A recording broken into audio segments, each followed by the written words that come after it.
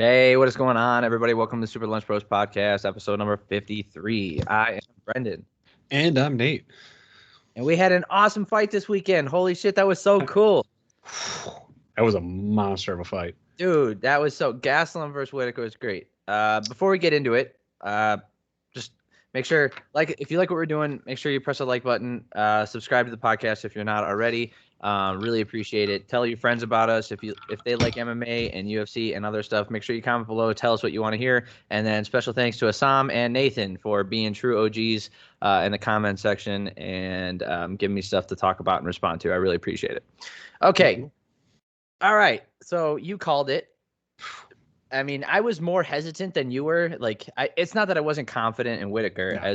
I was more hesitant to just flat out say that, oh, Whittaker is going to smoke him. Whereas you were like, yeah, I see no way that Gaslam wins this fight. And I mean, it was just a masterclass from Whittaker yet again. Absolutely. Granted, I have to give some serious credit to Kelvin Gaslam because at no point was Robert Whittaker satisfied that he had it in the he never took his foot off the gas pedal for a second. Well, he was never safe. I know Gaslam had him in he had pressure on him and was pushing back on him throughout the entire fight. While it was a one-sided affair, it wasn't like it was one guy just wailing on the other guy. It was yeah. For those of you guys who don't know the score, maybe you missed it and you came to us just to hear about it. I don't know. That's a weird move, but we'll try. It's fine. Whittaker took it 50-45, pitched a shutout, 10-9 every single round on all judges' scorecards. That means, for those of you guys who are less familiar, it means basically every single round is scored separately. I don't know why I'm going into this, but it makes it more impressive what he did because, every single round he was better than Gaslam. So, there wasn't a single portion or 20% portion of that fight in which he did less work than Gastelum. And yes, a knockout's impressive, a submission's impressive, getting a win at all in the UFC is impressive. If he won 49-46, that's not a bad win, but just pitching a shutout over 5 rounds confidently, there's a reason he's a number one contender, and that why you and I have been calling for him to get the rematch for almost a year now. It's been forever. I think it's been too long. I don't know if you watched the interview afterwards, but Whittaker, being who he is, just a stand-up, really nice guy. They asked him hey, what do you think about you going back to Adesanya? And then he was like, I've been putting in good work, and I think it's time for our paths to cross again. He's like, I got nothing but respect for the guy. I think he's great. I think he's an outstanding fighter, and I think I got some things that I can show him that he hasn't seen before. And then Adesanya posted good job, my son. And then they said it to Whittaker, and what do you think about that? And he's like, that's just, it is what it is. He's like that, and he gets his talk smack because he beat me the first time, so it's okay. He's so chill. I love it. No, the Reaper at his finest. Yeah, the keys to that win for me, just a classic Whittaker, right? Yeah. Whittaker just being awkward, heavy on the hands, light on the feet. Darting in and out, kind of with a karate. I know, do not take this the wrong way for those of you guys who think I'm about to say something really stupid. With that karate style of bouncing on the toes and darting in and darting out, he has a little bit in there where he's doing that sort of thing without the whole Stephen Thompson total karate style outward appearance. He has that dart in, dart out style. There's the point fighting aspect, which I would say a little more so, GSP, Stephen Thompson, where they're not putting a ton of weight behind the strikes. It's more so for accuracy, volume, and the accuracy of their strikes build up and do the damage. Yeah, and if they catch you, they catch you. Yeah, versus Whittaker comes in and does that, but with much heavier hands and much more force behind what he's going for. And that right high kick, man, dude. I know.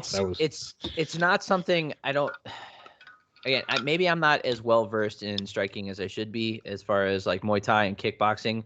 But I don't think there's a single traditional martial artist that will teach you to throw that combo that left, straight right with the follow-up right head kick. Like it's such an awkward move, but he throws it so fluidly and he caught Gaslam, I think it was the first or the second round, and wobbled him. And then he caught him again late. Dude. Gaslam has a chin made of pure titanium. Yeah, dude, look at the size of his head. I know. Like, I'm pretty sure Gaslam could take a shot from a heavyweight and be just fine. The guy's built like a brick shit house. It's just a great fight. And this isn't just to like say that Gaslam doesn't have what it takes or whatever. It's the same thing we touched on beforehand. Like every time he stepped up in a competition, he just slightly doesn't do it, you know? And there's a lot to your point of he probably should be a welterweight. Because as much as like, you know, as much as he can hang with people at middleweight, he's still like, you saw the size difference in just. Yeah, he's, you know, carrying some extra heft that he doesn't need to. Yeah. And I think what's interesting is Whittaker is also coming from welterweight, you know. Whittaker was too big for welterweight though, and it showed. Like he was very diminished at that. Yeah. I don't want to shut the door on Gaslam being a middleweight just because he's been so competitive. I think you know, if this fight goes 10 times, maybe he wins 3 of them, you know, he gets a big shot and wobbles them in a couple rounds. You know, that Adesanya fight, that 5th round, if Adesanya doesn't dig deep and, you know, Gaslam put some hurt on Adesanya. It was not an easy fight for him.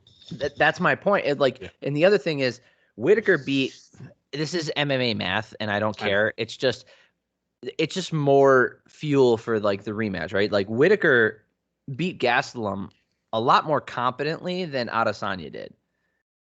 Right? So like all their shared opponents, you know, you can go back and Whittaker and Adesanya have like, you know, gone back and forth like Derek Brunson, right? Derek Brunson clipped Whittaker, but Whittaker knocked Brunson out. And then, you know, Brunson never touched Adesanya really, but Adesanya managed to TKO him. So like the way I look at it is Whittaker's the clear choice. As much as I love Vettori and I appreciate the work he's done, it's an undeniable fact that Whittaker has to be the next fight. When you look at what he did prior to fighting Adesanya, what he's done since, and just overall his record of pedigree for that division, it's an undeniable fact. Yeah, if fucking Yoel Romero got as many chances as he had, Robert Whittaker should be up there. Yeah, the people that Whittaker has been beating, right? Nothing but top tier contenders. You know, Jared Cannonier was on a title run himself. You know, and Whittaker basically shut down 3 different title runs. Yeah, he basically swatted away all the other contenders before they got to Izzy, in order to make room for him. Hermanson, Till, and Cannonier. All of those people, maybe not so much Jack Hermanson. Like we were talking about the fact that if Gaslam had won this, he might have been 1 fight away, or a possibility. Probably fighting Vettori. Yeah. Yeah. So that's what I'm saying is like there's a good. He almost cleaned out the division for Izzy. Well, that's what I'm saying is like there's no good reason that you can tell me that he doesn't get the next title shot. There's not a good reason you can tell me he doesn't deserve it. No. But as far as how the division proceeds going forward, right? I can see. I'm not going to say I'm making this argument because I'm not. I think it's a stupid argument to make. But I could see why they would hold up on Whittaker getting the title shot again, because if he gets the rematch after a couple wins and clearing out the division, now all of a sudden if Whittaker loses to Adesanya again, you can't run it back a 3rd time. Like you just can't. You're going to have to wait years to do it. And what happens when Whittaker keeps clearing out the division? You know, you're going to the name that I couldn't think of last week was Joseph Benavidez and Demetrius Johnson. Joseph Benavidez essentially just kept beating number one or like 2nd, 3rd contenders. And then they basically just had to say like, okay, instead of fighting Joseph Benavidez, you're going to fight someone else so you can get the shot at DJ, because Joseph Benavidez was just beating everyone not named Demetrius Johnson. And it created like this stagnant pool of contenders because they'd all had this stink of not even being able to beat the 2nd best guy in the division. And what happens? you could argue Cormier did that a little bit with John Jones too. Like there were certain contenders that he kind of shut. Like we never saw a Rumble Jones fight, partially because of Cormier beating him twice and that I would argue that's more Jones' fault because he can't keep his shit together. But yes, I would. I mean, I can't say that it wasn't partially DC's fault for being such a good wrestler and fighter. So it currently Whittaker went into this ranked number 1, being the number 1 contender, and Gaslam was ranked number 8. We've already stated it. I don't see how Whittaker doesn't get the next title shot. He called for it maybe in September. When they're opening Australia back up, and he's like, "Hey, let's sell out a stadium." I think that'd be fun. They get a lot of because they're both, from Oceania, yeah. But let's talk about Kelvin Gastelum going forward. So he's ranked number 8, or he was ranked number 8. I don't think this drops down his stock at all. That's what I was going to ask. What do you think? How do you think this affects his rankings? Because he just went 5 rounds with the number 1 contender. Yeah, like I would argue he's one of the most terrifying people to have to fight in that division. As much as he's, not necessarily gotten to the dance at certain points, like there's no one you put up against him where it's an easy day for them. Like Gaslam is all around one of the most terrifying people you could have to fight in that division. He's lost 4 of his last 5. Okay. And were any of those fights fucking snooze fest? Well, the Jack Hermanson fight was relatively short. The Ian Heinisch fight was good. Yeah. So it's like he lost to Adesanya, lost a split decision to Till. I think it was the right decision, but it was close enough, right? That was a very close fight. He got submitted by Hermanson via heel hook, beats Ian Heinisch, and now loses to Whittaker. So I think it's time for him. Like I said, I'm not ready to shut the door on him. Like there's no reason to be depressed over losing to what I would consider the best middleweight. One of the greatest middleweights of all time still. Well, I would say he might even be the best middleweight in the world on any given night, right? If Adesanya has a bad night and he has a great night, he could easily get a victory. I totally see that. If they're both at their best, maybe he can still compete. We don't know because the first fight was relatively short, ending in the second round. So maybe he's added some more wrinkles to his game. I thought his wrestling looked fantastic. Like it was deceptively smooth. Like his transitions were good. He's coming in, off of his strikes and just like, especially the last one in the 5th round. When Gaslam was really all credit to Gaslam again. The guy knew he needed a knockout. He needed a knockout to win the fight, and he was going for it. He was chasing Whittaker down, going for it. Whittaker throws a combo, and then Gastelum overextends, and Whittaker just blasts him down with a beautiful takedown. And pretty much like they did some there were some transitions on the ground and like a mat return or whatever. But all of that being said, Whittaker was just like a super veteran move, dominating Gastelum in every facet of MMA. And I want Gastelum to keep fighting at middleweight because I think he's a great middleweight, but I think at welterweight he could be the champ.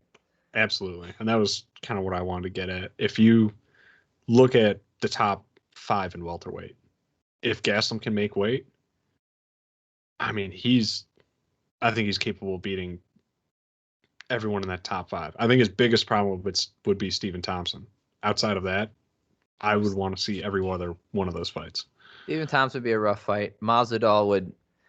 I think he beats Masvidal. I think he beats Masvidal pretty handily. Leon Edwards is that's a question mark for me. I don't know how good Leon Edwards really is. I know he's great. I know he's really good. Let's put it that way. I don't know if he's great yet. Gilbert Burns is fantastic, but I could see him beating Burns. Covington, that would be interesting. If Covington could get the takedowns and his cardio kept up and Gastelum, see, that would be such a fun fight. Exactly. I want to see that cardio fight. Machines. If Gastelum dropped down to welterweight and they just made him versus Covington, I don't think anyone would be disappointed. And then Usman, same thing. I think the fight with Usman is another fun one. I think he could beat all of those guys. Yep. I think someone like, I mean, all of those guys will be a better chance for him to beat them than him versus Whittaker or him versus Izzy again. Well, the thing is, I always wanted to see Gaslam versus, Yoel Romero, because I think that would have elevated Gaslam's stock. Yeah. And we should talk about it later, maybe on this one, maybe on the next one. There's a light heavyweight tournament going on right now in Bellator, and we should definitely cover it when it's about to happen. The Yoel Romero versus Anthony Rumble Johnson fight that's coming up. So there's a good argument to go back down to welterweight. There's a good argument to stay at middleweight because he's competitive with all these guys. It's just I don't know if he wants to go back to welterweight. Because it's not like it's an easy move. Obviously, he's had issues with that in the past. I think it's possible. He's a very professional guy. It's just I think he wasn't doing all of the things that he could have done to get down to welterweight to begin with. Like hooking up with a dietitian, a nutritionist. I think he's at the place in his career where that would be a little bit easier transition than maybe it was in his past. I think it'll also spice up his career. I don't think he's at a crossroads like a lot of veterans are, where they need to drop weight, but drop weight or gain weight to like move. I think he could, like I said, I think he could still challenge, and I still think he could challenge for a title even at middleweight. I really do. He's that good. Like, look what he did with Whittaker. Like, can you tell me confidently that, Gaslam was not in that fight the entire time? Like, no, he was in the fight. Like I know a lot of times when we break down fights, we talk about, 6 out of 10 times, 7 out of 10 times, this person beats this person. I feel like Gaslam has been just on the wrong side of a couple of those chances with his past couple fights.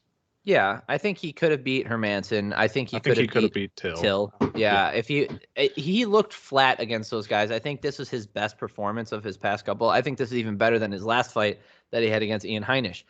Yep. I thought he looked like crap against Ian Heinisch. Got the win. Not shitting on him. I'm just saying. If this was him challenging for a title against Whittaker, I don't think anyone would have been like.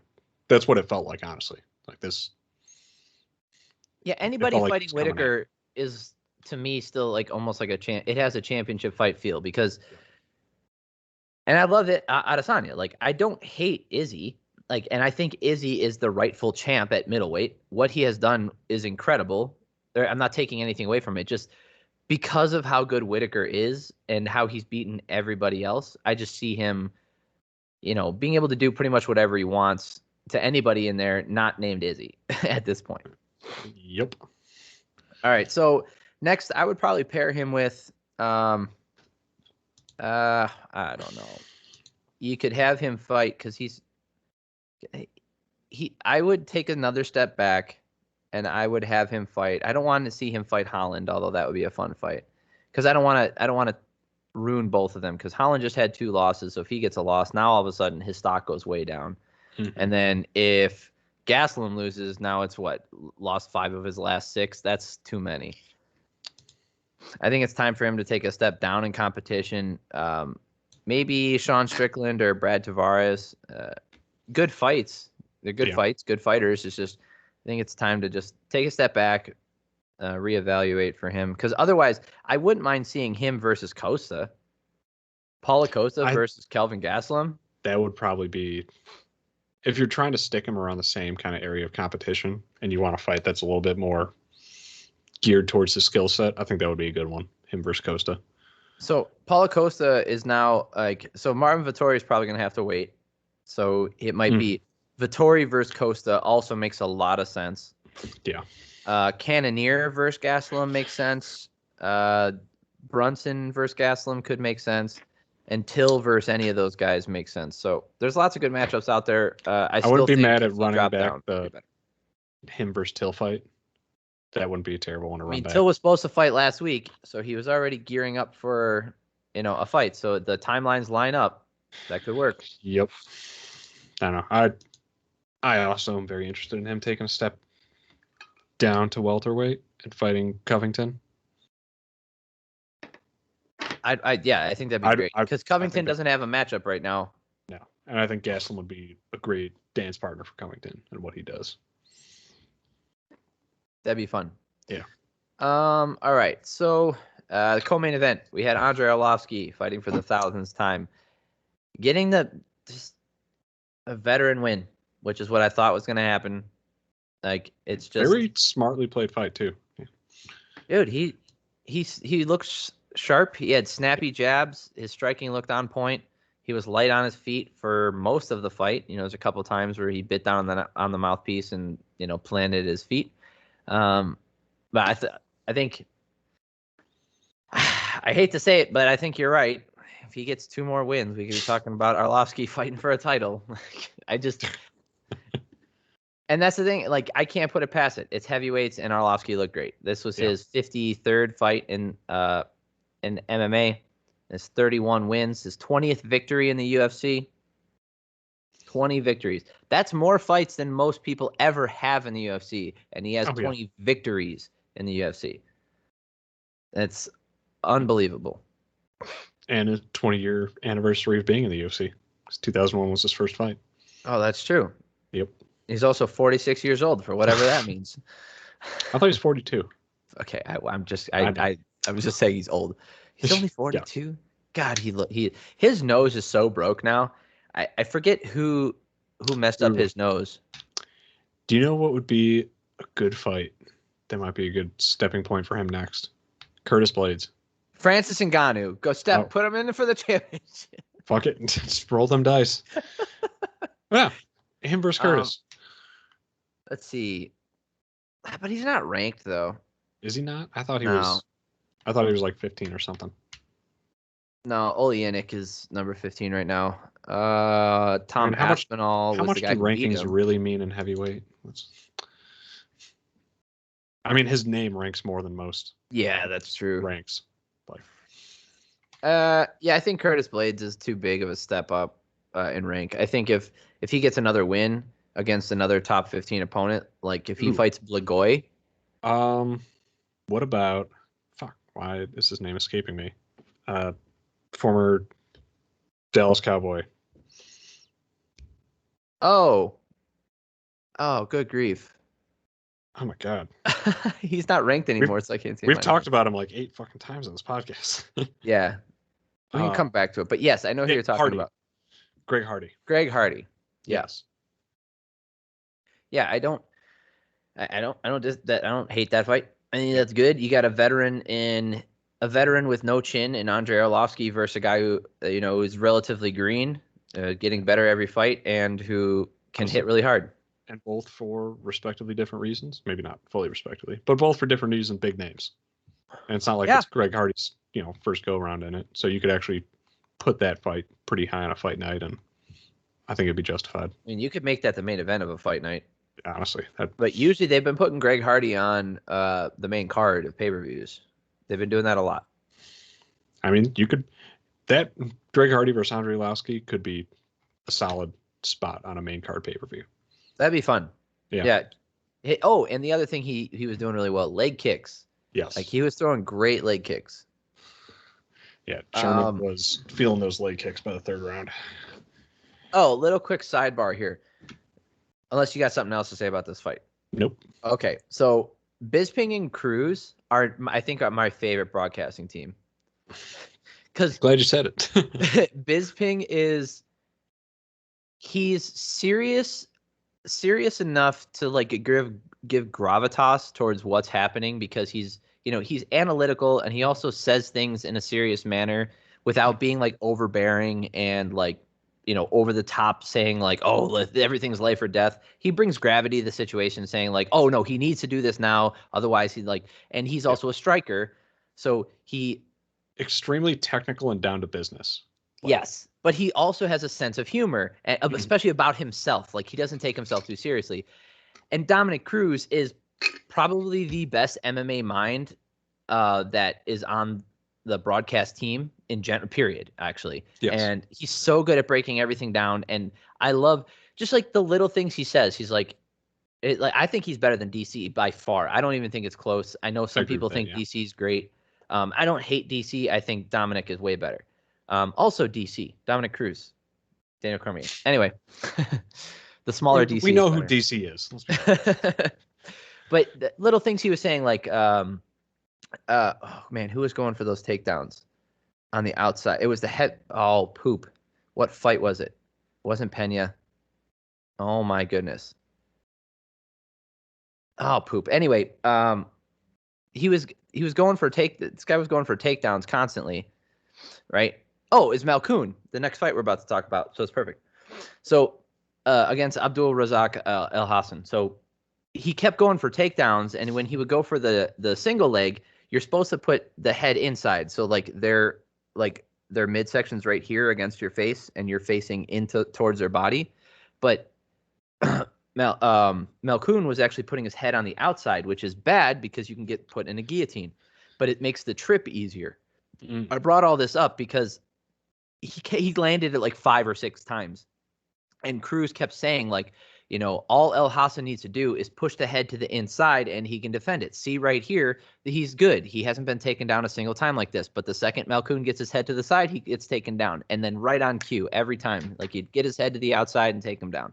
And you know, Cruz and Bisping have this awesome banter where they joke with each other, and like, you know, he was making fun of Cruz for how small his hands are and like how bony he is. Like, oh, you want twig arms? That they're better for chokes, like you, Cruz.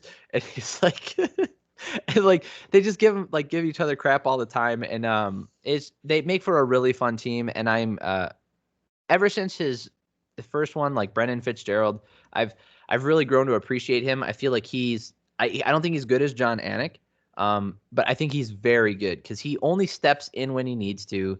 He only says things to bring up, you know, statistics and data when he needs to. And I think he's quickly getting up to, you know, John Anik's level as far as being the non-color guy. I forget what the other guys are. But yeah, that team is so good. I love Cruz and Bisping together. Yeah, it is an excellent team. Definitely the best commentary group, I would say, of fights that were going on tonight or last night. Yeah, because like if you look at, you know, when DC is with Rogan or DC, because when DC, Cruz and Rogan are out there, it's good. You know, yeah. I don't hate that, but I feel like when DC has a really bad habit of glomming on to something that's happening in the fight, and that's all he talks about for the whole time. It's like the same thing Rogan does now, whereas Bisping is very analytical. He talks about how the fight's going, and he's a little more fluid. I would say he's more fair with how he's speaking too. Like he doesn't color the fight in a way to make you think that one fighter is winning, right? Like he only does it when a fighter is clearly winning. He's not saying like, you know, when we were watching the Adesanya fight, when he was fighting Blachowicz. Yeah. If you just heard the commentary for that fight, like an old-time radio broadcast, right, and you just heard the commentary, you would think Adesanya was dancing in there and bouncing around and beating the shit out of this guy. But when you go back and look at the statistics and watch the fight with no commentary, you realize the first couple rounds were very close, and you could still give them the Blachowicz. Like I gave a couple to Adesanya. I thought he landed more significant strikes and he was pushing forward. But he outstruck Adesanya almost every round. And like there was no talk about that. Like, oh man, Adesanya is so much better at striking as he's getting outstruck by Blachowicz. Yeah. So that's why I really like Cruz and Bisping together. I think they're great. All right. Abdul Razak El Hassan, I mentioned Jacob Malkoun of note because he is Whittaker's teammate. Yep. So he was getting the takedowns and kind of previewed what was going to happen later in the night. Yeah, Malkoun looked really good out there. His cardio lasted for all 15 minutes. He didn't even look tired after 15 minutes of heavy wrestling. 8 or 9 takedowns by the end of the fight. I can't remember the statistic. But and El Hassan is gigantic. I don't know how that guy makes middleweight. Like, I don't know how he would make light heavyweight, to be honest with you. The guy is just huge. So for him to just like take that guy down and wear him out over 15 minutes was something impressive. Tracy Cortez getting a win over Justine Kish. I think that was a split decision. Lots of split decisions, actually. Tracy Cortez, she's 9-1. she's got a lot to work on. I don't think she has what it takes to really compete at the top at flyweight. Violent Bob Ross, Luis Pena. Oh my God, that was. I had not heard that nickname until the fight. So he's one of my favorites, not just because of his nickname, but because of like his story. Like, this is a couple of years ago, he never knew his father, like his biological father, and he, put some stuff out there trying to find him, and he reestablished like a connection and a relationship with his biological father, and he met a brother that he didn't know he had, and like they became a family again. Super cool. I love that story. And then also I like the way he fights. He's very fluid in there. He's really lanky, lightweight. I think he's 6'3". Alex Munoz came from Team Alpha Male. It's just got that very similar, like, staying low, wrestle heavy, big overhand right type of fight that Team Alpha Male is famous for and that they've been doing for the past decade. But Pena got the split decision. I think Munoz might have done it. I'd have to go back and watch it one more time. I actually gave the fight to Munoz, but Pena I think he looked fresh in the third round. I think he was landing the better strikes in the third round. It really came down to how you scored the first. Maybe this, I'd have to go back and watch it again. But yeah, I love Pena. I think he's awesome. He's such a fun lightweight to watch. And I think he's a 5-round fighter. He has really good cardio, a great chin, and really fluid striking with decent grappling as well. So over 5 rounds, that kind of style really adds up. It's the 3-round fights where it bites him in the ass because he'll give you a round or two, letting you tire yourself out, peppering you with strikes but getting taken down and making you work really hard for all those things. That stuff pays off in the 4th and 5th. And Munoz was very tired in the 3rd, so this goes 5 rounds. I know that's a stupid thing to say because they didn't train for 5 rounds, so maybe Munoz cardio would have been better. I don't care. Yeah. But if you looked at it, Munoz was exhausted after 3, and Pena was fresh. And I think Pena's a really like a 5-round fighter, so I think he needs to get a couple more wins and then start doing main events, and it'll be. I think he'll flourish a little bit more. Yeah, I don't know if based off what I'm seeing, I don't know if he's ever going to challenge for a title, but I think he definitely can move up in competition. Yeah, you look good. I didn't have a problem with the way the decision went. I mean, at least in the moment, I'd have to watch it again to really see if it would change my mind. But yeah, when I saw he won, I thought, yeah, that stands the eye test. Yeah, he looked good. All right, so we got the prelims. We'll run through these real quick. We got Alexander Romanov versus Juan Espino. Actually, we're not going to run through this really quick. We're going to talk about this damn fight. So Romanov is like he's 14-0 and he's a heavyweight. So he's this giant heavyweight who cuts weight, and he's a little chunky, but he's very athletic, moves quickly. He's got big takedowns, great wrestling, and he's very strong. He hits very hard. So he was taking Espino down, and then there was like a reversal, and Espino actually got 2 takedowns in the first round. Second round, they go back and forth again. And in the third round, a minute in, ooh, they're up against the fence, and Espino knees Romanov in the nuts. Yep. Romanov goes down on his back, and he doesn't speak English very well, so they're translating it and stuff. And it takes 4 minutes, and it's decided that he can't move his legs, therefore he's not fighting anymore. I don't think it was unfair. We're going to talk about something that happened in Triller in a little bit here. There was a fight that happened in Triller. We'll talk about it in a minute. That was way worse. I don't think he was acting.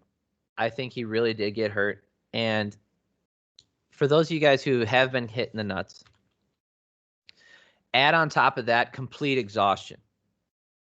Right? So you're completely exhausted. All your adrenaline just immediately gets zapped from you, and now you feel like your testicles are in your throat. Right? If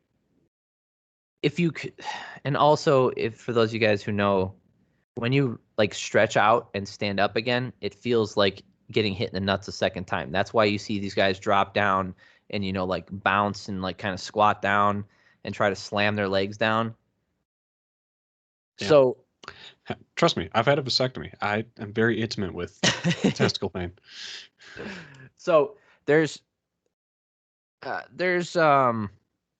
something to be said for like what actually, like, I think he actually did get hurt. I like, I don't know. I'm not at a loss for words. I just have a lot of words I want to say. It's an unfortunate way for a fight to end. Well, I thought it was stupid. Yeah. That's why I was trying to like emphasize the fact that I do think he was legitimately hurt. Despite that, I think it's a stupid way to end a fight, because I would just call this a no contest. Like, there's no reason to like add up the last minute of the third round and go score the entire fight and then be like, oh, that third round went on for one, or that the last round went on for 1 minute, therefore we can grade the whole fight. Like, it's so dumb. Just call it a no contest. It's super easy. It doesn't hurt either fighter. Like, well, let's talk. All right, let's talk about this in point. comparison to the Aljamain Sterling fight. Yeah. So why this a no contest and that one? No, this one wouldn't have been a no contest. So that's what I'm saying. Like, no, hold on. Sorry, I said that wrong. If you're trying to compare it, that means that Espino should have been penalized and the fight taken away from him because he broke the rule and the other fighter couldn't continue, right? Because that's not what happened. What happened was they stopped the fight. Mm-hmm. It's called a technical decision. It also happened in the Askren fight. We'll talk about that. It's called a technical decision, where one fighter can no longer continue due to some sort of like medical issue, or like the referee saying that one fighter is unable to continue, and it's not technically a TKO or a submission or anything like that.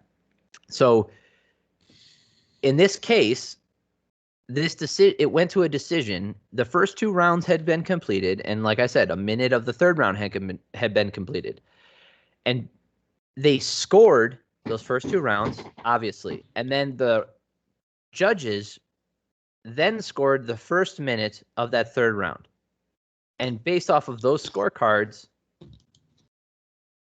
they gave us a decision. All right. So if that decision had gone the other way, does that make sense? Like, it just seems like a weird way to end a fight through a technical decision based on a stoppage for an illegal strike. That's what I'm saying. Saying. Either call it a no contest, or call it a foul and give the other guy the win. Because if Espino's had dominated the first 2 rounds and then just fucking absolute nut slam Romanov and ended the fight there, and it was a technical decision, Espino won, that's a weird incentive.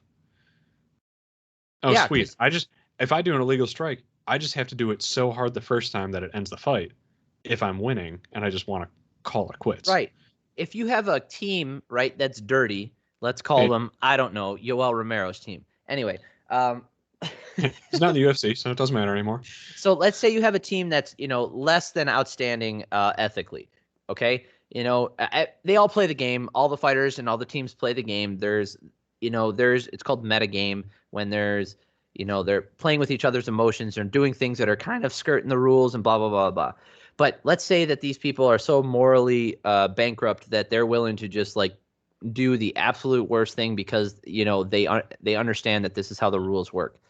This being an example, if your team is fluent in the rules and regulations of the commission that you're fighting in, and in a way where they know that if you won the first 2 rounds, if in a 3-round fight, the fight has to go to the 3rd round, and then as long as a certain amount of time in the 3rd round has transpired and it's ended due to an injury or a foul, then it's graded on those first 2 rounds and then the 3rd round, right?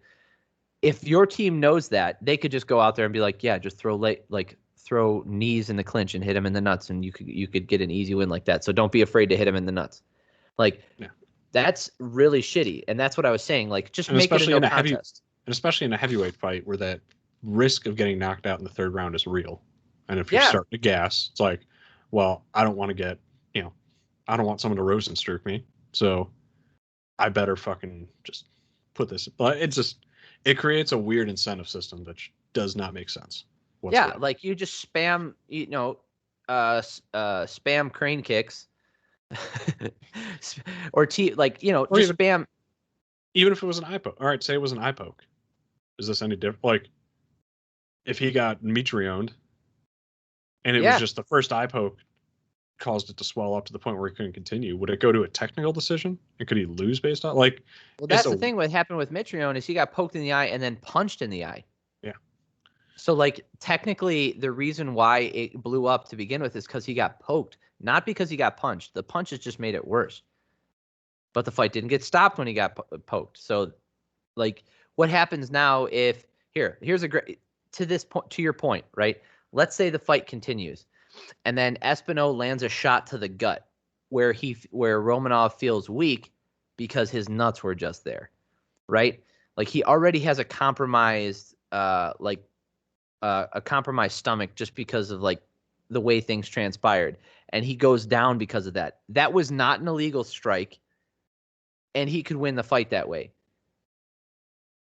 And it happened because he broke the rules. So that's what I'm saying. This shouldn't have been let's go to the scorecards. That's stupid. It's dumb. Always dumb. Yeah. Terrible. I hate it. Either call it a no contest, or the guy who made a foul, it gets DQ'd. Yeah. It's either an egregious enough foul towards a DQ, or it appears to have been incidental to the point where you just call it a no contest so that neither fighter gets penalized for it. But there's one other way I could maybe see this going, but this is I like this less. The way Bisping brought it up, now it just reminded me. You take a point from the guy who committed a foul, and then you go to the decision. Did he get a point taken before the score? Nope. All right, that's some absolute bullshit. That's what I'm saying. So, like, that's what I'm saying. So, in that scenario, right, let's say if Espino won those first two rounds and Alexander was winning the third round, and then that happened, and then Espino gets penalized 1 extra point, we're at a draw anyway. So, like, I like this that is less, why fouls need to be an automatic point. Yeah, I'm the more I see them, the more I'm leaning towards it. I'm sick of trying to discern intent. I'm sick of trying to discern the effect on the fighter. Fuck all that. Like every time you foul, it's a point. Automatic video review and an automatic point. Yes, and Vegas now allows review and the fight to continue. So there's no reason not to do it. Yeah, it should. Anytime there's a foul that stops the action, or anytime a foul that is observed by the ref, it should be automatic video review, automatic point. Yeah. No ifs, ands, or buts about it. Show the review. Like, let's say someone gets hit below the belt, right? You review it. You find out, it was actually a clean strike. Fight continues after the review time. The review can be popped up like this. Yep. It takes 10 seconds to pull that up. They do it all the time. Referee checks it out. Hey, dude, you got hit in the stomach. I know it might have felt like it. Or even a better example is like, I got poked in the eye. They review it. It turns out it was a knuckle. Knuckles are not illegal. Continue the fight, man. I'm sorry. You got an extra 10-second break, but you got to go right now. Yep. If you can't continue, the fight's over. Like you were not poked in the eye. And then on the other side of that, like you just said, if you see that a foul was committed, boom, automatic point. And then you give that person the 5 minutes and let them decide whether or not they want to continue. Yep. But I'm sick of this intent bullshit, because intent is irrelevant when the effect on the person is the same. If I intend to kick you in the nuts or to accidentally kick you in the nuts, and they both give you the same amount of pain and they affect the fight the same amount of way, intent is irrelevant. Yeah. If I blind you in one eye, intent is irrelevant. And it sets precedent for other fighters. Because now you can mask your intent. Like, I was trying to measure distance and I accidentally poked him in the brain.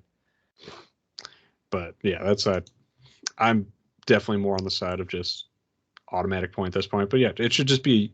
This is why I don't want to go into it. Athletic commissions are fucking stupid.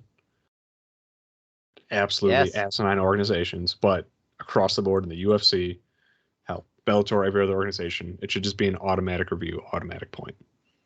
Yeah, there's no reason not to do it. Force fighters to actually train to not do illegal strikes. Yeah, they don't like. Very rarely do we see someone knee someone in the head. I mean, it's happened recently a couple times. Actually, it happened once. What was his name? Greg Hardy. Greg Hardy did not knee that guy in the head. He put his hand up and defended the knee. That's not a landed strike. And like I said, intent is irrelevant. If I don't land a strike, even though if the intent was an illegal strike and I don't land it, then it doesn't matter. I didn't affect you. If you try and poke someone in the eye and miss, it's not an eye poke. I was literally about to say, if I was going to Three Stooge you and I just ran across and went like, and like ran across the octagon with my 2 fingers out and nothing happened of it and I never touched your eyes. I mean, technically you're not supposed to extend your fingers, so I could get a warning for that. Yeah. But intent is irrelevant. I did no damage. Therefore, I didn't break, like, it was not an illegal strike. So I would say after the warning, if you blatantly are trying to eye poke someone, then you can preemptive point on that. Like that. Hey, for Mo, that example, knock it off. If you go for the Three Stooges after the warning, then we can start talking about points getting taken away then. But I think in terms of when it's landed, regardless of intent, it should be automatic review. Automatic. Yep. Yeah, I'm down with it. Yeah. All right. We had a women's strawweight fight. Jessica Panay, her last win coming 7 years ago. Her last fight coming 5 years ago. 4 years ago. Yeah. So the reason why she has not been fighting was a dispute with USADA or USADA, however you want to pronounce it. Doesn't matter. It's an acronym anyway. USADA. Whoop. SADA. So I did want to have a little discussion of this. Here, let's go with the rest. Gerald Mearshart landing an awesome guillotine. Austin Hubbard getting a decent 3-round decision. And Tony Gravely getting a TKO in the second round with a big right hand that was fucking fantastic. All right. Jessica Panay. Jessica Panay coming back. You want to talk about commissions? Let's talk about other stupid shit that happens. Like, this woman's career got put on hold for 4 years, and then she was she was eventually acquitted of all wrongdoing and allowed to continue fighting. If she had just accepted punishment, it would have been less time. How fucked up is that? And yet she does not get anything no compensation or monetary. Like, it's fucked up that she doesn't get back pay from USADA. Yeah, USADA they don't get penalized for making a bad decision. But they should. Exactly. If you affect a fighter's career like that, there should be an avenue for fighters to be able to sue. Absolutely. Yeah. And they've tried to in the past, and it just hasn't. The way the fucking UFC contracts work and how that contract is so one-sided, and it leaves it leaves so much leeway for them to be like, "Oh, we told you not to put anything in your body." I drank water and it was tainted because there was estrogen in the drinking water in my town. Like, well, you should have known what you were putting in your body. I know that's a stupid example, but you know what I'm saying? Like, that's how dumb this shit is. Like, anti-doping is bullshit. It's 100% bullshit, both in inception, both in integrity and application. All of it is bullshit. The whole idea behind anti-doping is to make sports fair is all bullshit. That's not why it is. This whole idea that sports are more fair because people aren't using the best things that we have to make their bodies the best that we know that we can scientifically is absolute horseshit. And also in the world of having vitamins and supplements not FDA tested, created in labs across the world, with cross-contamination being something that's now been observed as often as it has been. And whatever. USADA has its fucking... Did you just call it JUSADA? Yeah. That's really racist name. JUSADA. JUSADA. Whoa, I didn't know. I know they have their website where they list like every freaking thing at GNC basically on it as, potentially banned substance list. Yeah. It's obnoxious, and it categorically does not make sense across the board in any form or fashion. I'll say it again. I've said it 1,000 times. And especially because fighters in different countries are getting tested differently. Not the least. So I'm going to just tell you this. I've said it before, and I'll keep saying it until everybody fucking realizes it. The whole idea behind anti-doping, the reason they're doing it is to make the sport safer, right? We're going to make the sport safer. It doesn't, because the statistics don't say it's safer. Okay? Have knockouts gone down? Have significant brain trauma gone down? Have injuries gone down? No. Statistically, there has been no change, little to no change. All you have done is taken money away from fighters. That's all you've done. You have not made the sport any safer. In fact, you've made it less safe, because now these people can't train properly, and they can't make it to fights as often as they could because their body isn't recovering as fast. And now they're making less money on a whole because you're banning people for stupid shit. And now we're getting... Not only that, there's another level of this, which I am going to argue how it makes it less safe. People are still using substances, right? Of course they are. Do you think those substances are now safer or less safe? Because more than likely, these are newer substances. They're cutting edge. Have less history of testing and side effects. Exactly. So potentially less safe substances now as a result to try and skirt testing. Of course. It's just like when you make anything illegal. It goes on. If people are going to use it regardless, right? People are going to intoxicate themselves regardless of whether or not you tell them they can. Okay. I don't mean that just with alcohol. I mean with any sort. They're going to alter their consciousness regardless of whether or not you tell them they can or can't. So they're going to attain substances that do that. And if you make those substances illegal, they're going to get them through underground sources, and those things are going to be less safe than if you could buy them at the drugstore. Just how that shit works, man. Moonshine during Prohibition. Less safe. People were going blind because they were making distilling in their backyard. Methanol. They were making methanol instead of ethanol because the distillation process went wrong and it was causing blindness. That shit doesn't happen on a mass scale when professionals are making the ethanol. I'm not advocating for drinking, I've had my problems with it in the past, and I know a lot of people have had a lot of problems with it, and I don't think it's the best thing on the planet for people, and I don't think it's the worst thing. Point is, people are going to do it whether or not you tell them they can. Yeah. So also there's a point of diminishing returns too, because ultimately fighters still have to make weight.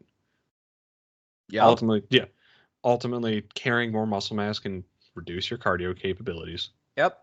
There is a point of diminishing returns on this, and there's a balancing out, which I think still existed even in the pre-USADA era. I don't think it was the fighter taking the most banned substances that were winning. No.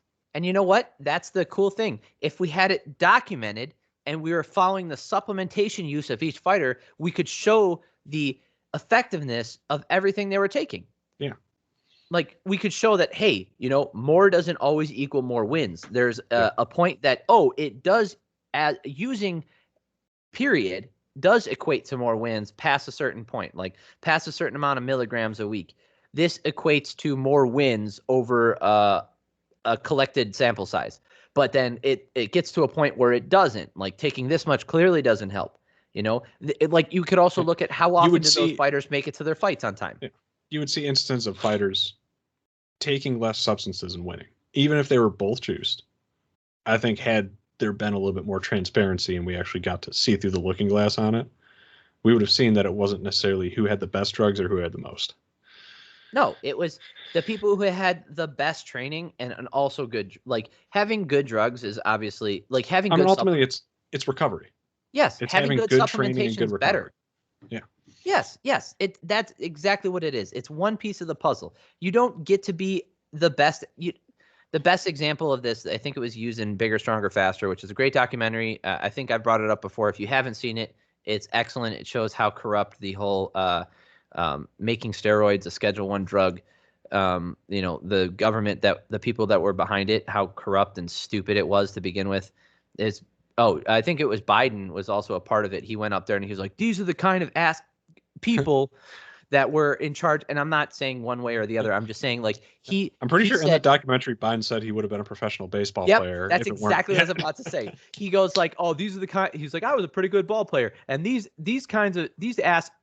people were the kinds of guys that, made it so I didn't get that job. No, it's because you suck. If you were a good athlete, you're going to be good. Now, there is something to be said for the NFL, right? If you want to make a stand and say, I want to be a clean athlete And if that means I don't get to be in the NFL, then so be it. And we find out that, hey, if you don't take this, you can't be in the NFL.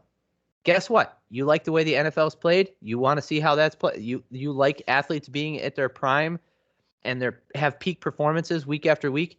Guess what? You're going to have to use. I'm not telling you that you have to. I'm saying if that's what your goal is, you have to understand it. It's a part of training. If you have to understand that, like, if you want to be a world record bench presser, you're going to have to fucking bench press at some point. Yeah. I mean, no one bats an eye at strongman. No. Everyone understands everyone understands that's part of the game. That's how you get that. Like, these guys are genetic freaks, and then they also use that shit. These guys aren't. It's not me. I'm not out there. Like, I don't care how much I juice. I saw you walk by. Sneaky Pete. Right. No. So, like, these guys aren't me, right? Like, I am mediocre, average white guy when it comes to athletics and everything else, right? Like, you can pump me with the best drugs on the planet. I can train as hard as I want. I'm not beating Brian Shaw in a strength competition, like a strongman like competition. There is no amount of steroids on the earth that could have gotten me into any professional league. Yeah. Period. That's what I'm saying. I'm referring to me, not you. Yeah. Like, no, you're so shitty. but also me. Like, legitimately. No amount whatsoever. And that's unfortunately true for 99% of the population. I bet you we could be curlers. I don't know. But I don't think steroids help you with curling. No, that's what I'm saying. I think there's a lot of winter sports with that. You know. Oh, that's true. Maybe. Although I would be willing to bet a lot of fucking skiers use. Of course they do, Nate. Just for the recovery on fucking joints. Of course they do. They all do. I know. It's just, but that's just it. Like, people, it's everywhere. It's in everything. There's no reason not to. Like, if you have a good doctor who's giving you information on how much to use, and you're monitoring your blood levels of, like, the things, the micronutrients and nutrients in your blood, and checking your cholesterol and all of the biomarkers that equate to good health, and everything's signing on the up and up, there's no reason not to keep doing it, right? It's not the safest thing for everybody on the planet, but neither is running 30 miles a week, right? Yeah. For some people, that's detrimental to their health. Playing football with or without steroids is not good for your health. No, nothing. No combative sport, no collision-based sport. Soccer is not healthy for you. Yeah. There's concussions in, like, if they got rid of head balls, but even then you're still colliding with other players eventually. That's bad for you. Yep. Like, do the benefits outweigh the cost long term? Maybe. If you're good enough. That's what I'm saying. I mean, that's the truth for every sport. Is if you're good enough, it can be worth it. But God, it's for just most people, they're not good enough. So and that's okay. So Penne comes back after 4 years. She gets a win. It was another split decision. I thought this fight was very close. I didn't think either one of them. It was, I don't know. I really had no idea who won. I'd have to watch it, like I said, again. Some of these undercard ones I only watch once.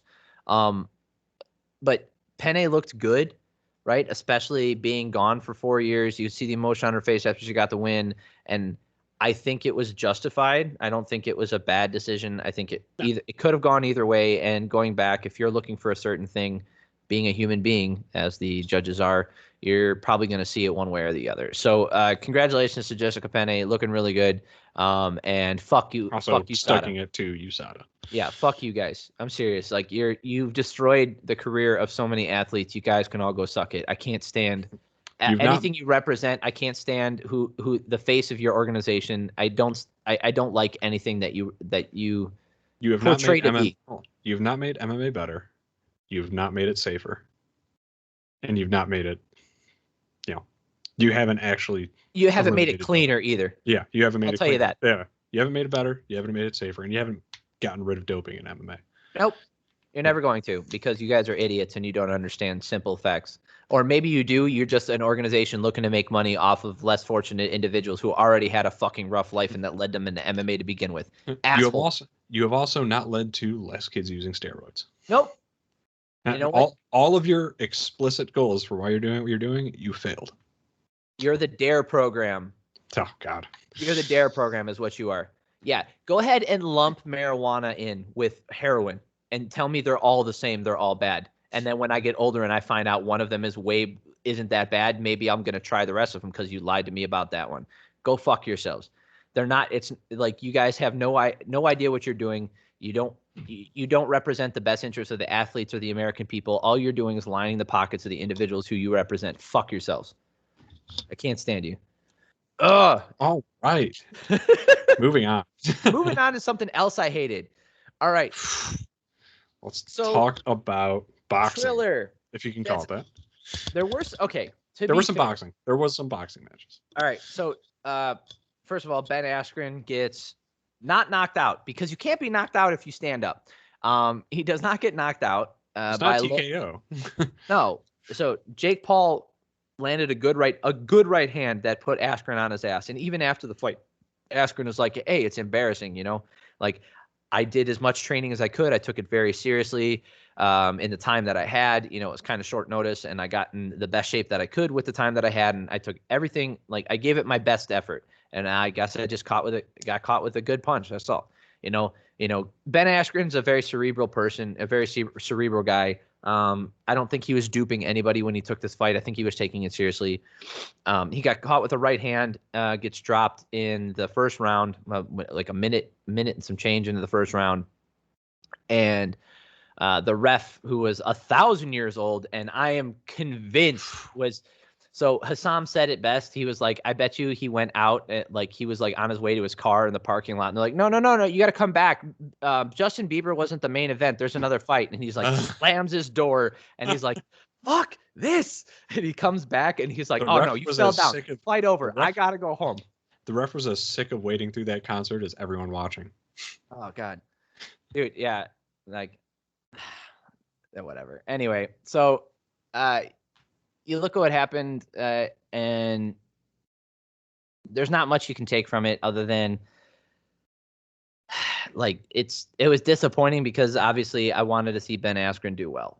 Like I didn't have high hopes. I didn't think he was going to do well. Like really, he was one of the worst strikers in MMA. Yep. I thought his best opportunity was just getting Jake tired, and I don't think he had enough time to train for it and get back into shape because, like he said, he had been sitting on the couch for 16 months after his hip replacement. I don't think he was in the best shape possible.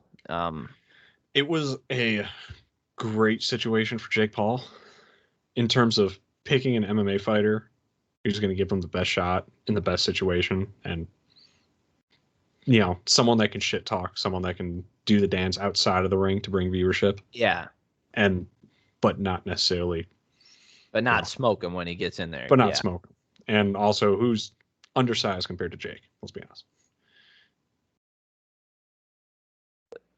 Dude, honestly, you know what? I think it doesn't matter. I'm not doing that hypothetical bullshit. I refuse.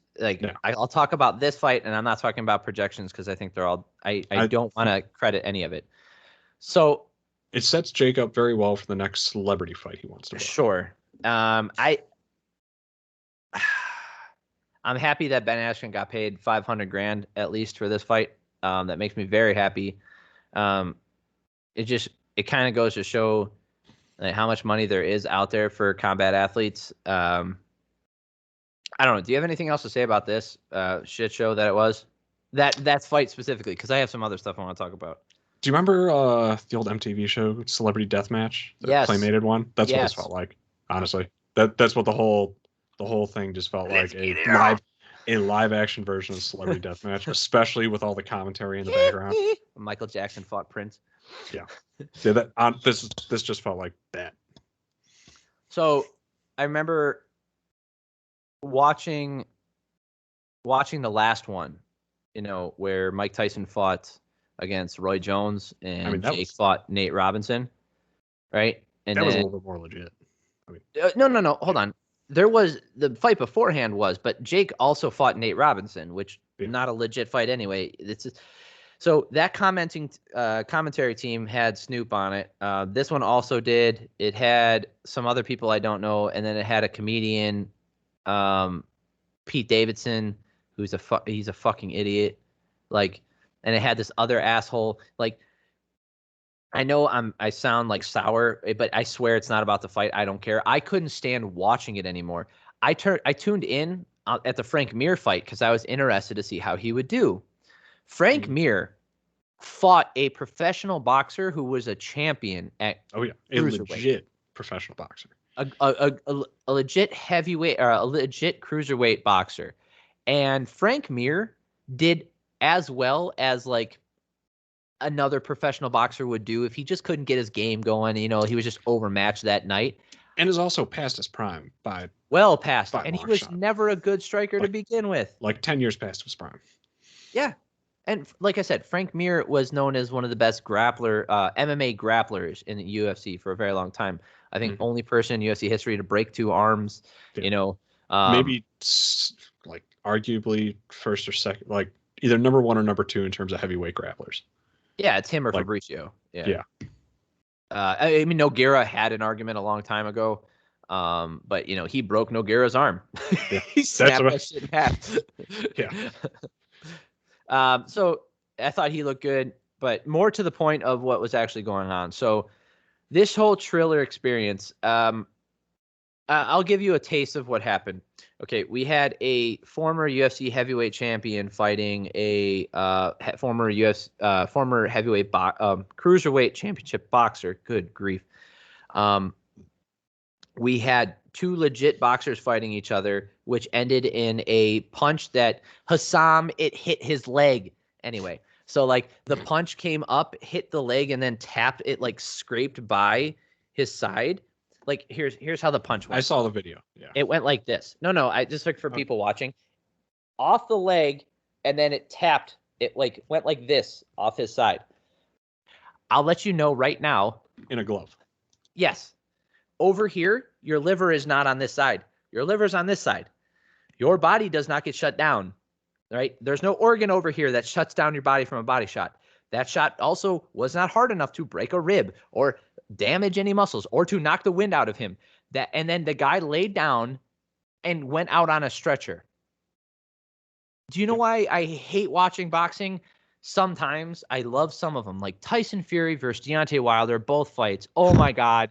Teofimo Lopez versus Lomachenko. Holy shit. Oh my God. Love those fights. Don't get me wrong. I love some boxing, right? I'm a relatively casual fan. But when I see shit like that, and I know this is Triller and not boxing, but these were 2 professional boxers, okay? And this shit happens, like, no part of that seems legitimate. That seems like somebody got paid money so he could sit down on his ass. Yep. Like, and it in the past, they could have gotten away with it, but they don't anymore because we see instant replay. Motherfucker, I know you didn't get hit hard. What are you doing on the ground? Get up. So we had that. Then we have a YouTuber who's been training in boxing. To be fair, he's been training in boxing for like 2 or 3 years now, you know, and he was a wrestler in high school. He's like a naturally like physically gifted individual. You know, he's relatively athletic, fighting a former MMA fighter who was a champion at 170 a long time ago, but he was one of the worst strikers in MMA history. He was mainly a wrestler and known for his cardio. And then we had a slap fight. Then we had, there was like a legit, you know, where they stand there and they slap each other. Like yep. we had, what's this? Ric Flair commentating that shit going on. Then we had some of the worst hip hop I've ever heard. No, before Justin Bieber. I'm going to tell you like something that's going to make my wife very happy because she loves Justin Bieber. He was the most talented person who was out there that night. Oh yeah. Other but than it was also a concert. Oh, no. But everybody else who lighting up, there were strippers. There were like all this shit. It seemed like Hassan brought it up while we were watching it. Is like in the idea room, like in the conference room, somebody just has an idea and they're like, yeah, sure, let's do that. It's like, hey, what if we have a pie eating contest? Yeah, that's fucking awesome. Let's just do that. It's like, hey, let's like have a competition where 2 people kick each other in the dick and see who quits first. Yeah, fuck yeah, that's awesome. Let's do that. I'm surprised you didn't see one of those fucking medieval matches where it's just 2 dudes in full suits. Like M1 Global? Yeah. M1 did that. I know. I would watch that. That would have been more entertaining than the slap fight, honestly. Slap fights are so stupid. It provides me no entertainment because it's like, What is that showing me? That's showing me whatever. It's telling me how likely you are to get knocked out.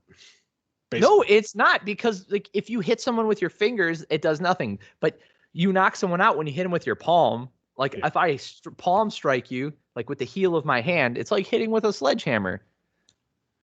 Whatever. Anyway, the whole thing was a shit show. I don't like what Triller does. I don't like the commentators. I think Snoop is absolutely horrendous. I like him when he talks about music. I think he's a funny guy. I like when he is in movies. I think he's a fun actor, playing bit parts. I think that's cool. But when in commentary, it's the same reason I didn't like him in the UFC when he was doing commentary for like the Contender Series. He doesn't know what he's talking about. He overreacts to something. He's the most casual fan possible. Like, he knows the bare minimum. He knows what a punch and a kick is, and that's about it. And like, I don't know who these events are for, other than to say anybody who will watch. And it was like MTV Celebrity Deathmatch. That's like, that was it. That was what you saw. It's like watching fucking Jerry Springer. It's just nothing but pandering to the lowest common denominator for 3 hours. And what kills me about it is there were actually like legitimate fighters on there. And I don't mind Frank Mir fighting a boxer. I think that's fun. Even Jake Paul fighting Ben Askren, that's kind of fun. All right. Yeah. That's fun. But this whole dog and pony show that they got going on, stop. It's so overbearing and stupid. Like, it's trying to do too much and losing everyone along the way. It's like, yeah, there are Justin Bieber fans. There are boxing fans. There are MMA fans. There's people that are fans of strippers. It doesn't mean when you put everything all in one event, it's going to turn out great. I bet there were like, and it's not going to be it's not going to be what everyone wants. There were 6 guys in the world who are like, I love every part of this. These are like 7 of my favorite things. Yeah. You know what? Do you know what they did? I guarantee you they do this. They went to their marketing department and said, hey, what are 18 to 30-year-olds watching? And they just did all of them. Slap fights on YouTube. Slap fights, butts. Honestly, I think they just pulled up what was trending on YouTube and just copied everything. Yep. Copy paste. What's trending on YouTube? Jake Paul, Justin Bieber, strippers, Jake slap Paul, fights, Ric Flair. Oh yeah, Woo! Pete Davidson. I love Ric Flair. To be, I like him. It literally, you could have taken like a day of what was trending on Twitter, and that's just what they threw into the production. Yeah. Yeah, I'm surprised there wasn't TikTok dance competitions. Oh shit, what am I saying? There's a TikTok, like one of the TikTokers is fighting in July. What kind of shit do you bet's gonna be thrown into that? Oh my, everything. They're gonna like, who has the best TikTok dance? Like, there's gonna be a breakdance competition. Oh, and so like I said, I don't mind some. Like, I'm not into watching concerts. Like, I enjoy going with my friends to concerts and going with people I know to go see music once in a while. I think that's fun. But watching it on TV does nothing for me. There is something that you can add to an event like this with production value that is interesting. Like fucking Conor McGregor coming out to Sinead O'Connor. Yeah. Like, that is an extraordinarily memorable event, and it didn't distract or take away from the event. Yeah, because it was sprinkled. Exactly. Yeah. It was just sprinkled in. If Justin Bieber had just sang Jake Paul's Walkout instead of doing a concert before, I think that would have been an interesting addition and not something pulling away from everything. Instead of trying to make it a concert and a boxing event and this, like, if you just kind of sprinkled it in and had it be something added to the fact that you're watching a night of boxing, it could have been interesting. But they actually tried to like make it multiple things. So here's what I'll say. Who was the biggest draw that night? I would say Justin Bieber and Jake Paul. Okay, those two are probably the biggest draw. The reason why people are going there. I didn't know Justin Bieber was going to be singing until the night of. So I don't know how much of a draw he actually was. Me either. For us, it's obviously not. But what I'm saying is, like, who is probably the biggest person who brings celebrity to, last night? I would say Justin Bieber and Jake Paul. That being said, everything else is just glomming on and trying to get publicity for themselves. Okay, so because the other way around, I don't think works. Like, I don't think someone is going to watch this whole thing just to watch a slap fight and then be like, oh, hey, boxing's not that bad. Maybe I'll watch some more boxing. Hell yeah. I don't. And I honestly don't people who watch slap fights don't. I honestly don't think Justin Bieber fans are going to watch this to see Justin Bieber.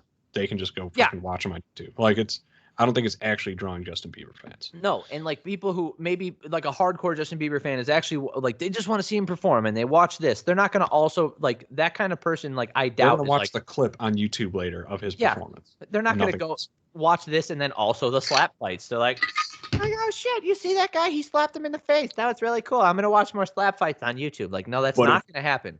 But if Bieber is doing the walkout for Jake Paul, they're actually going to see the walkout. And they're actually going to get drawn into the boxing match and not just the cutout Justin Bieber concert put in between the fights. Yeah, that's why it's got to be an accent to the event, not a separate event smashed in between the events. So for those of you guys who didn't watch, you're welcome. We summed up the whole thing for you. You didn't miss anything.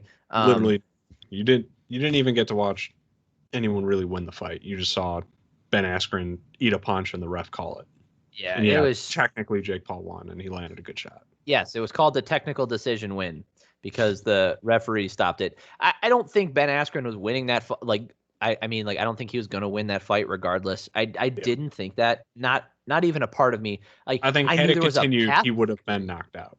Honestly, probably, but let it happen. Exactly, and it would have been better for both of them. I don't know. That's. Like so for those of you guys who watch, you know that I keep notes. So I have like talk about weird split decision. Bisping and Cruz are really good together. The tough series looks stupid. Whatever. So the Ultimate Fighter it's between Volkanovski and oh my goodness, what is his name? Ortega, Brian Ortega. Okay. So two really hardworking individuals who don't talk a lot of shit, who are very nice and really good fighters. Boy, that's going to make for excellent television. Anyway, there's going to be some serious tension between those two when they compliment and respect each other and really productively coach their teams. I mean, like objectively, it's probably going to be great for the fighters. The actually young up and coming fighters. It's probably a great environment for them to get fostered into. But better it's than not Rampage. Fuck. Ripping a fake ass door off a hinge. And then so I had that note, and then along the notes it just says stupid Triller fights. That's all I needed to write for that. All right, I'm done with this. I'm done with this one. I don't want to talk about these fights anymore. So for those of you guys who tuned in and made it this far, I really appreciate it. Later this week we'll break down UFC 261. Yep. And then I also want to do a little talking later this week about different Olympic events to watch. We'll do that. So there's going to be some cool and interesting stuff coming this year, and even some new things that have not happened before. All right. So everybody who made it, I really appreciate it. Like I said, I'm a little sour because I stayed up to watch those stupid Triller fights, and I'm a little tired from that shit. So I hope everybody has an amazing day, and thank you so much for listening. Take care out there.